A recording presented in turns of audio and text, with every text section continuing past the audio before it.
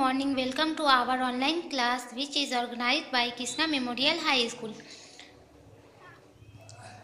आज मैं हिंदी 2 चैप्टर 1 पढ़ाने जा रही हूँ। क्लास 2 भाषा लैंग्वेज। उपयुक्त चित्र में लड़की माताजी से पानी मांग रही है। माताजी लड़की की बात सुनकर पानी दे रही है। इस प्रकार चित्र को देखकर हमने जाना कि हमें अपनी बात दूसरों तक पहुंचाने के लिए भाषा की आवश्यकता होती है। भाषा के द्वारा सभी प्रकार के विचार एवं भाव प्रकट किए जा सकते हैं।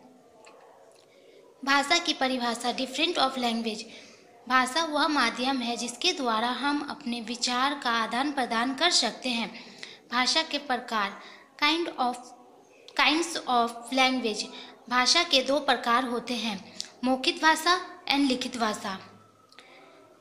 मौखिक भाषा ओरल लैंग्वेज। भाषा के इस रूप में व्यक्ति अपने विचार को बोलकर प्रकट करता है, अतः मौखिक भाषा वह भाषा है जिसके द्वारा हम अपने मन के भाव या विचार को बोलकर दूसरों तक पहुंचाते हैं।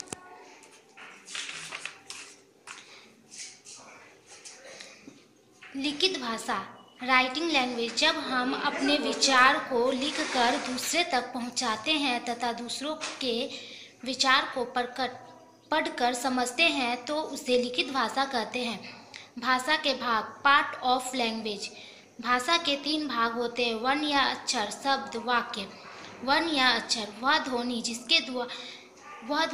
जिसके पुण्य टुकड़े नहीं हो सकते उसे वर्ण या अक्षर कहते हैं, जैसे क, ख, ग।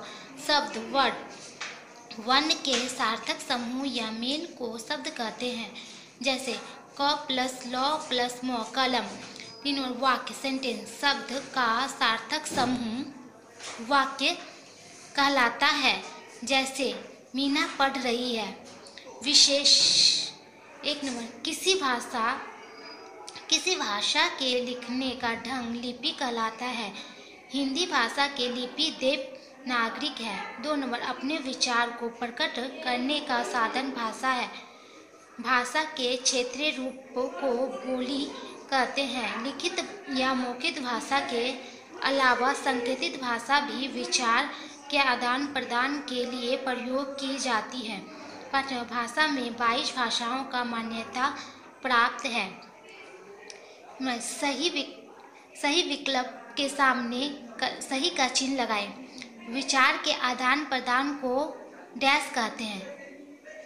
विचार के आदान प्रदान को भाषा कहते हैं। भाषा का क्षेत्रीय रूप कहलाता है। भाषा के क्षेत्रीय रूप को बोली कहते हैं। वर्ण के मेल से डैश बनते हैं, शब्द बनते हैं। वर्ण के मेल से शब्द बनते हैं। अपने विचार को प्रकट करने के लिए हमें भाषा की जरूरत पड़ती है। भाषा के 2 भाग होते हैं। ऐसे करके वर्ण की सामर्थक समूह को डैश कहते हैं। 3 सही कथन के आगे सही तथा गलत कथन के चिन्ह लगाएं। विचार के आदान प्रदान को भाषा कहते हैं। सही वह ध्वनि जिसके पुण्य टुकड़े नहीं हो सकते उसे वर्ण कहते हैं। सही ऐसे ही करके ग घ करना है।